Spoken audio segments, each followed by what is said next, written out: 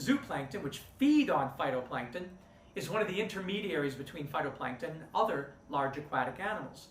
Zooplankton eating phytoplankton ensures the prevention of the stored carbon from re-entering the water and atmosphere. However, the plastic waste crisis disrupts this process. According to a 2015 study on a member of zooplankton known as copepods, microplastics can reduce copepods' uptake and consumption of carbon. After eating microplastics, their carbon biomass intake was reduced by 40%. Microplastics, the study reported, may also alter the sinking rates of zooplankton's fecal pellets.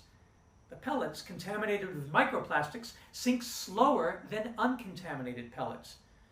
The study, however, points out that further research on the effects of microplastics on fecal pellets is still needed, noting that there are only a few studies conducted on the topic.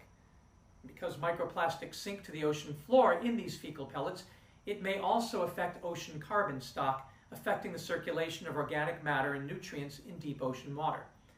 Troublingly, the study notes that the potential impact of microplastics in the ocean's deepest points remains to a large extent unclear. More studies are needed to establish a firmer link between marine plastic pollution and the biological pump. However, what is clear is that the marine plastic crisis may make our climate worse. In fact, a study conducted in 2014 estimated that nearly 99% of the ocean's plastic was unaccounted for, suggesting that creatures such as phytoplankton and other larger creatures are eating plastic, affecting their ability to absorb and store carbon, end quote.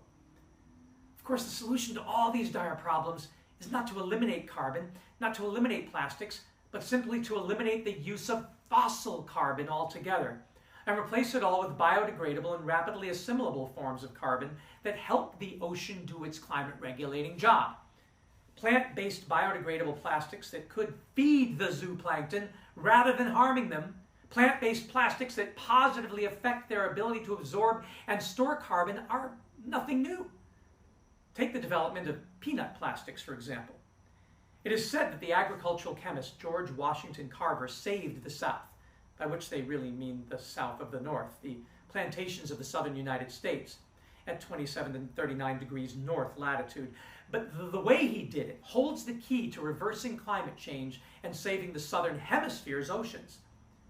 This esteemed son of slaves merged indigenous knowledge, métis, and the science he pioneered at Tuskegee University, techne, to work with nature, in particularly the Leguminosae family of plants, including the peanut, to draw down a gas from the atmosphere, nitrogen, so that soils could flourish and carbon could be drawn down and food could grow.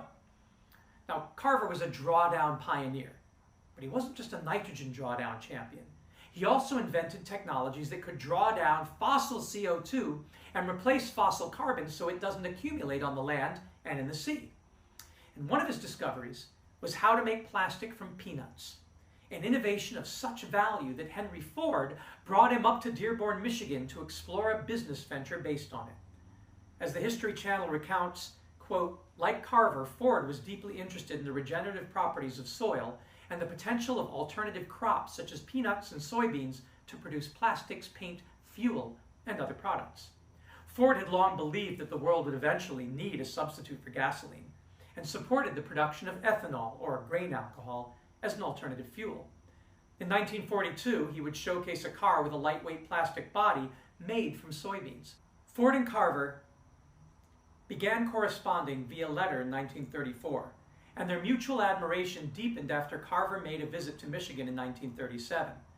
As Douglas Brinkley writes in Wheels for the World, his history of Ford, the automaker donated generously to the Tuskegee Institute, helping finance Carver's experiments, and Carver in turn spent a period of time helping to oversee crops at the Ford plantation in Wayes, Georgia. By the time World War II began, Ford had made repeated journeys to Tuskegee to convince Carver to come to Dearborn and help him develop a synthetic rubber to help compensate for wartime rubber shortages. Carver arrived on July 19, 1942 and set up a laboratory in an old waterworks building in Dearborn.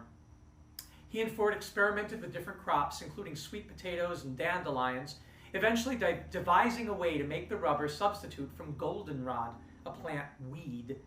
Carver died in January 1943, Ford in April 1947, but the relationship between their two institutions continued to flourish, end quote. Not quite sure to make of the statement "continued to flourish."